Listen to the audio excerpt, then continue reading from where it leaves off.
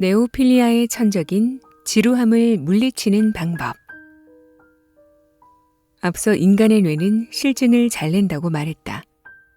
인간의 뇌는 늘 새로움을 추구하는 성질을 지니고 있는데 이를 네오필리아라고 한다. 지구상에서 인간족만이 지금과 같은 진화와 번영을 이룰 수 있었던 이유는 이러한 성질을 지녔기 때문이라고 해도 과언이 아니다. 이를 뒤집어서 생각해보면 지루함이야말로 뇌의 천적이라 할 수 있다.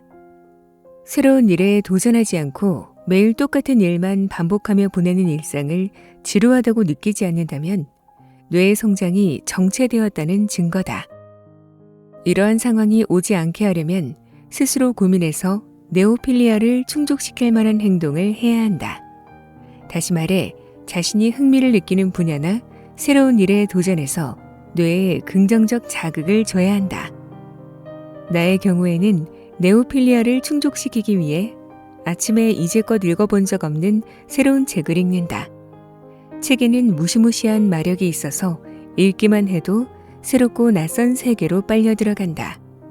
다른 책을 읽으면 또 다른 새로운 세계가 계속해서 펼쳐진다.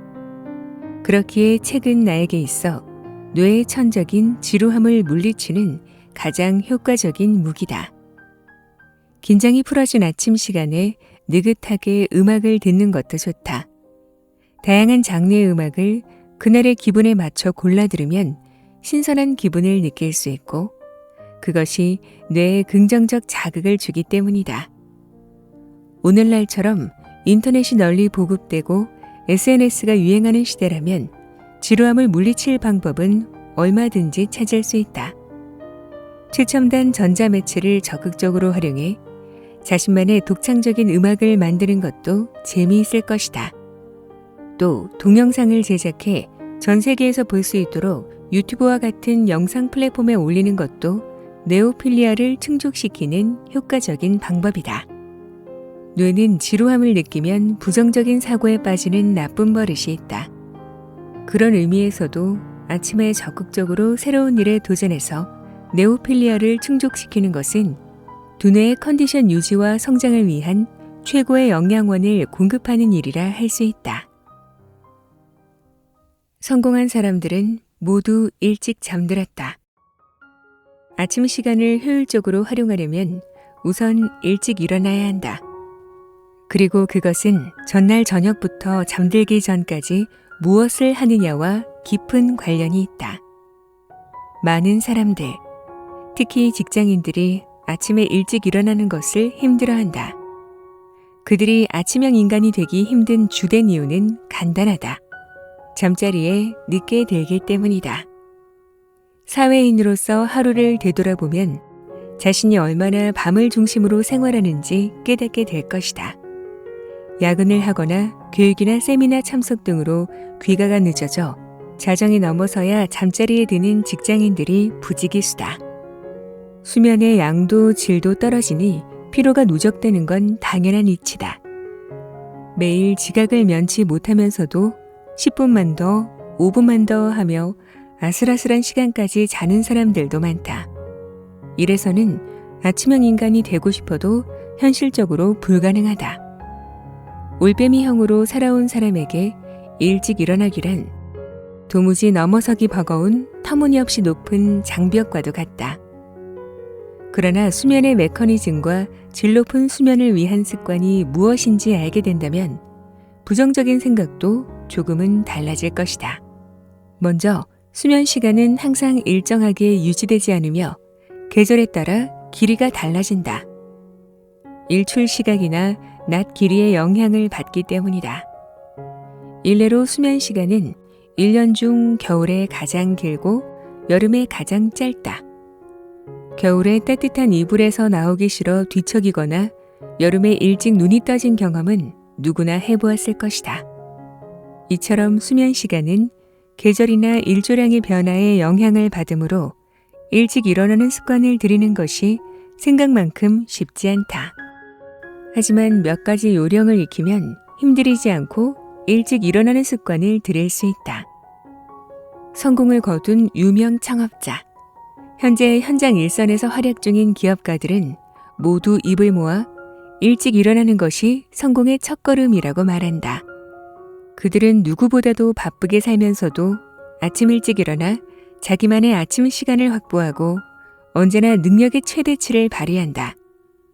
어떤 분야에서든 매일 꾸준히 쌓은 사소한 노력은 언젠가 큰 힘을 발휘해 누구나 경탄할 만한 성과로서 모습을 드러내기 마련이다. 일본을 대표하는 문예평론가 고바야시 히데오 역시 아침형 인간이었다. 그는 이른 아침부터 부지런히 원고를 썼고 오전 중에 거의 모든 일을 마쳤다. 오후에는 사람들을 만나러 다녔는데 아무리 중요한 모임이 있어도 다음날 아침을 위해 일찍 귀가해 잠자리에 들었다. 작가로 대성한 사람들 역시 대부분 아침형 인간이 많다. 유명한 이야기라 많이들 알겠지만 꾸준히 베스트셀러를 세상에 내놓는 무라카미 하루키가 바로 그 대표적 인물이다. 나는 직업상 다양한 분야에서 성공한 사람을 만날 기회가 많은데 이들의 이야기를 들어보면 대부분이 아침형 인간이다. 이들은 머리가 맑은 아침에 업무 준비는 물론 그 밖에 여러 가지 중요한 일을 결정하기도 한다. 이들은 누구나 할 수 있는 간단한 일을 매일 꾸준히 실천해 눈부신 지위와 명예를 손에 쥐었다. 그 간단한 일이란 바로 일찍 일어나기다. 두뇌가 팔팔한 아침의 골든타임을 능숙하게 활용해온 덕분에 누구도 따라할 수 없는 성과를 거둔 셈이다. 반면에 주변의 올빼미형을 살펴보면 수면이 부족한 탓에 자율신경이 불안정해 몸과 마음의 균형이 흐트러져 있고 무언가를 결정하고 행동할 때도 주변 상황에 휘둘리는 사람이 많다. 오해가 없도록 덧붙이자면 올빼미형이 무조건 나쁘다고 폄훼하려는 게 아니다. 다만 직장에서의 업무에나 공부할 때의 뇌의 효율성을 고려한다면 아침형 인간이 더 유리하다고 말하고 싶다. 이제껏 올빼미형으로 살아온 사람이 갑자기 아침형 인간으로 변신하기란 무척 어렵다. 그렇다면 그 전 단계에 해당하는 전날 밤을 어떻게 보내면 좋을지에 대해 알아보고 하나씩이라도 괜찮으니 조금씩 습관을 바꿔가자. 하루 24시간은 누구에게나 공평하게 주어진다. 아침형 인간이 되면 이제껏 갖지 못한 오롯이 나만을 위한 시간을 가질 수 있다. 이는 곧 뇌와 마음 모두가 행복을 느끼는 시간을 확보하는 일이기도 하다. 순간 집중법으로 자투리 시간도 효율적으로. 아침 시간을 잘 관리하는 사람은 하루 중 얼마 되지 않는 자투리 시간까지도 효율적으로 활용할 줄 안다. 아침 시간을 관리하면서 얻은 노하우가 빛을 발하는 대목이 아닌가 싶다. 넓은 의미에서 보면 아침 시간도 자투리 시간 중 하나다. 하지만 아무리 해도 아침 시간을 제대로 만들기 어려운 사람도 있다. 그런 사람을 위해 아침 시간 외에 다른 자투리 시간을 어떻게 효율적으로 활용하면 좋을지 함께 살펴보자. 나는 어딘가로 이동할 때 될 수 있으면 걷는다. 이동 장소가 먼 거리라면 좋든 싫든 택시, 버스, 전철, 비행기 같은 교통수단을 이용할 수밖에 없는데 이때 나는 그 안에 있는 얼마 안 되는 시간도 허투루 보내지 않는다. 오히려 업무에 집중할 수 있는 절호의 기회로 여긴다.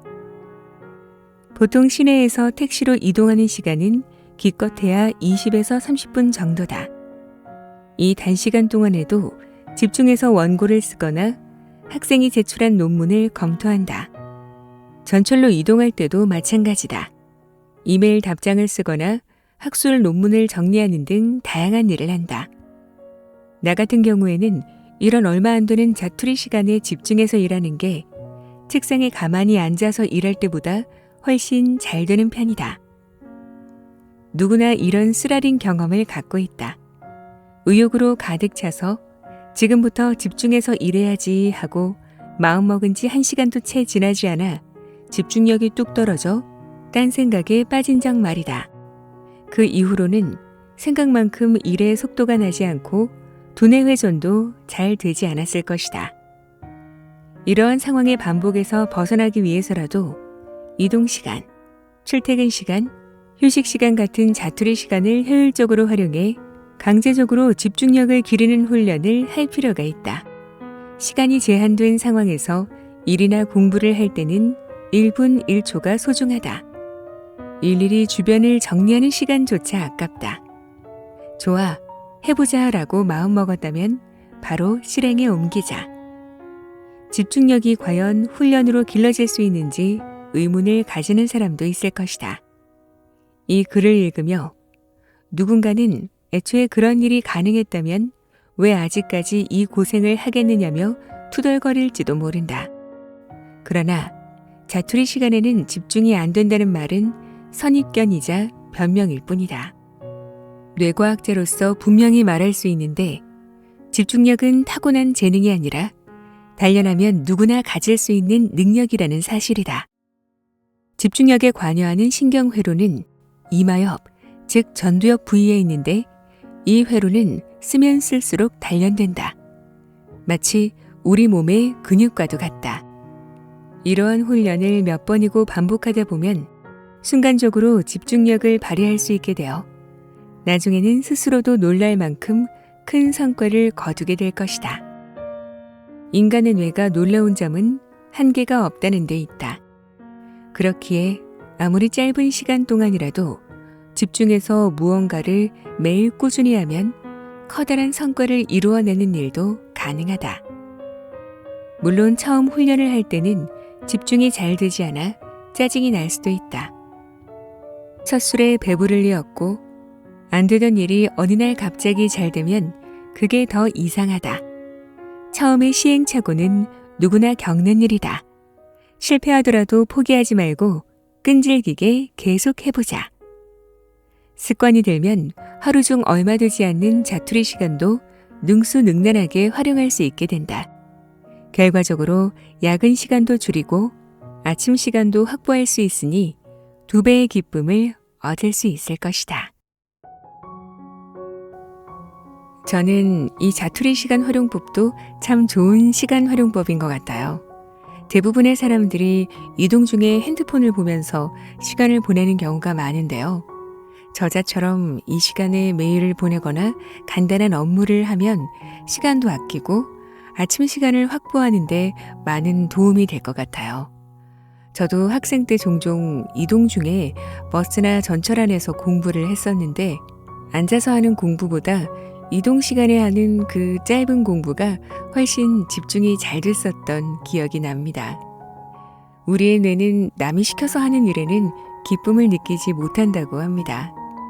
아침에 일찍 일어나서 내가 좋아하는 차 한 잔과 함께 정말 내가 하고 싶었던 자기계발이나 좋아하는 일을 한다면 매일 설레는 아침이 되지 않을까 싶습니다. 오늘도 끝까지 함께 해주셔서 감사합니다. 저는 또 좋은 책으로 찾아뵐게요.